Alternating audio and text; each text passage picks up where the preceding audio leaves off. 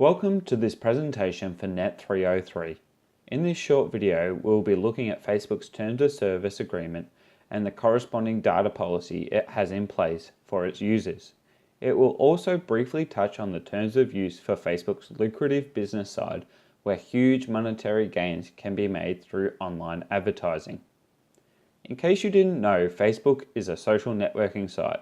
It has a user base of 1.71 billion active users that allows them to connect with friends, family members, and the wider community, create and share content through status updates, create and participate in community groups, create fan or brand pages, and create ads that can be delivered to a targeted audience for a cost. To sign up for Facebook, you must agree to its terms of service. However, because these terms are usually quite lengthy, users tend not to read them. Some studies have suggested that up to 73% of users don't read the terms of service. In the context of Facebook, that is 1.25 billion users who have not read the terms and conditions but agree to them anyway. So, since you're not going to read them, I've done it for you. Facebook's terms of service is broken up into 18 sections. However, this video will focus specifically on the area of privacy and the sharing of information and content through the platform. The amount of information Facebook collects about you is quite confronting. To summarize, they collect things you do and information you provide, things others do and information they provide about you, your networks and connections that you interact with, information about payments you make through the service, device information used to connect to the service, information from websites and apps that use Facebook services, information from third-party partners, information from other Facebook companies. These companies include Facebook Payments, Atlas, Instagram, Onovo, Pass, Moves, Oculus, LiveRail, WhatsApp, and Masquerade. If you thought you could get away without sharing this information with Facebook, think again. Facebook's terms of service clearly states that you should only use your own details and not any pseudonym or false names when you register for an account. In fact, you are not allowed to provide any misleading information about yourself. Failure to comply with these terms means that Facebook are within their rights to deactivate your account. It's important to note that Facebook doesn't just collect this information from its own service, but also through using pixels or cookies that are inserted on third-party sites. As you move from site to site online, sophisticated methods can track and identify you and link these activities to your Facebook account.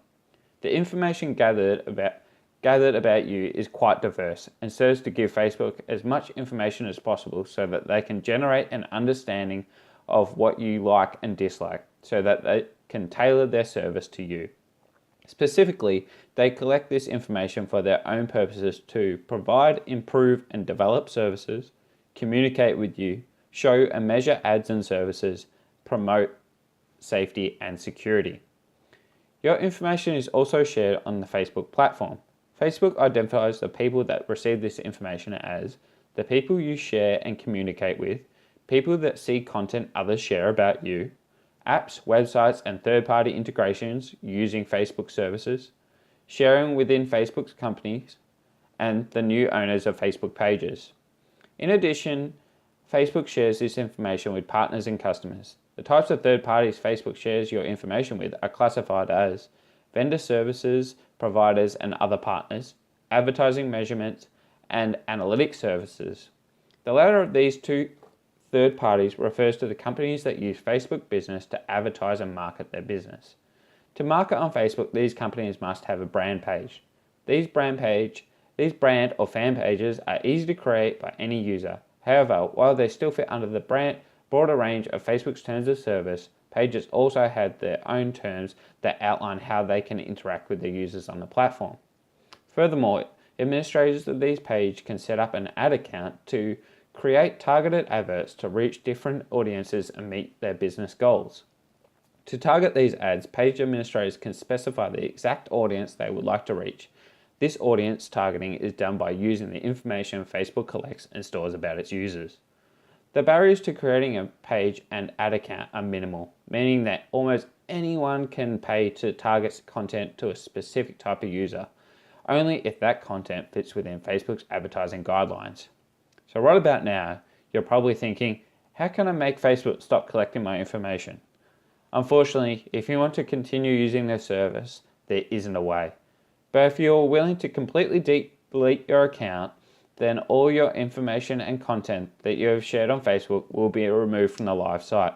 However, it will still be kept for an undisclosed amount of time in the form of backups of the service, although this information will not be shared with others.